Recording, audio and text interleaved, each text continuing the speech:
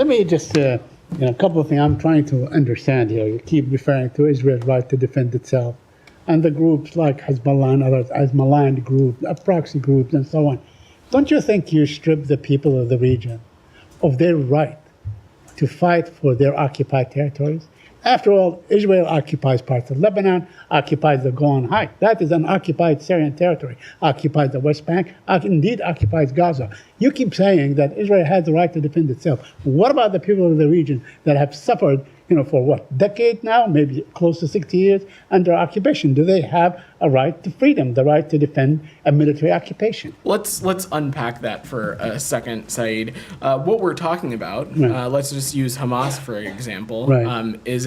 We're talking about a terrorist group that has time and time again made clear that integral to their mission statement is the destruction of the state of Israel. They have said, not hyperbole, that if they are able to, they would repeat October 7th over and over and over again if they can. And so just let me be very clear about this. When we talk about the Palestinian people, when we talk about what is in the best interest of the Palestinian people, actions that we think that are reflective of the will of the Palestinian people, I do not believe, this administration does not believe, this secretary, this president does not believe that Hamas is acting in the interest of the Palestinian people.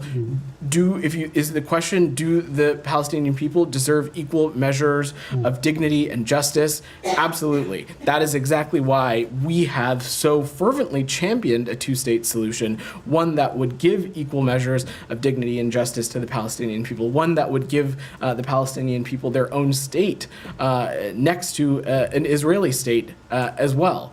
So that's what we're talking about, Saeed. Okay. I do not believe, and this administration does not believe, that these terrorist groups are acting in the interest of whether it be the Palestinian people or the Lebanese people in the context of Hezbollah either.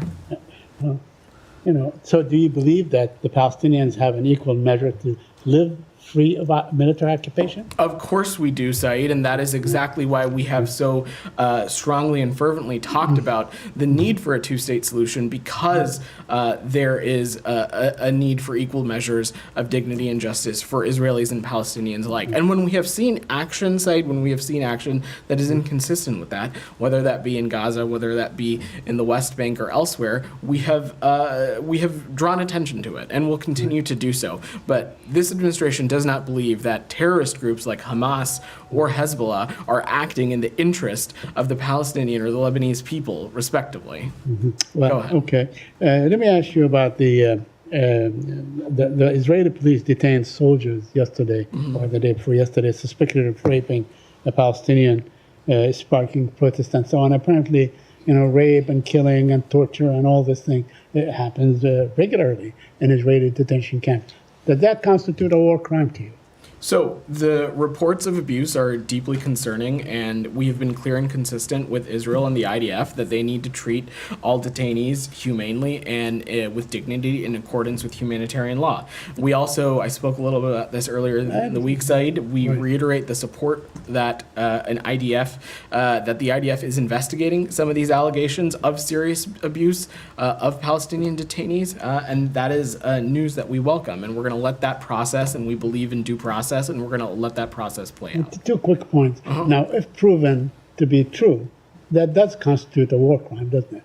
I'm not a legal expert, Saeed. It certainly, I imagine it would be inconsistent with Israeli law. And so, of course, that is why we have been clear that the treatment of any detainee needs to be consistent with international humanitarian law.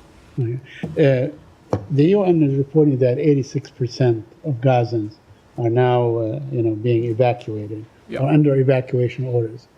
Is that in any way, is there a disaster looming in the next few days, few weeks, and so on, as far as the humanitarian situation is concerned? Said, we've been pretty clear about the fact that the humanitarian circumstances in Gaza are incredibly dire, and that continues to be the case today. And that's exactly why we are pushing so strongly for a ceasefire deal to get across the finish line, because among the many things that it can unlock is an influx of humanitarian aid into Gaza. We also, you've heard us talk about this before, we are opposed opposed to the forced displacement of Palestinian civilians, and it's crucial that sufficient aid reaches civilian populations in need, wherever they seek shelter, especially the recently displaced. We also believe, though, Saeed, that Israel has every right to defend itself and conduct certain military operations, and if part of that operation they feel the need that they need to make sure that certain areas or regions or neighborhoods are evacuated of civilians, that's certainly their prerogative to conduct that operation in that way. It is, of course, important, though, that these efforts are fully compliant with international humanitarian law, especially as it relates to protecting civilians, and certain efforts can be made, like enabling safe civilian evacuations before these operations start, providing clear evacuation information in multiple formats. So these are things we're going to continue to stress and highlight with our partners in the IDF. Just a quick follow-up on Olivia's Yeah. question regarding the talks now, the ongoing negotiations. So are there any renewed effort or maybe new ideas, or is the United States providing new incentives, whatever it is, to get these negotiations to their goal line? I'm just not going to speak to the specifics of the process, Saeed. That would be unhelpful to it. I will leave it at, again, we are working tirelessly for a ceasefire deal to happen. We think it can unlock a great deal for the region, and we'll continue to work these efforts around the clock.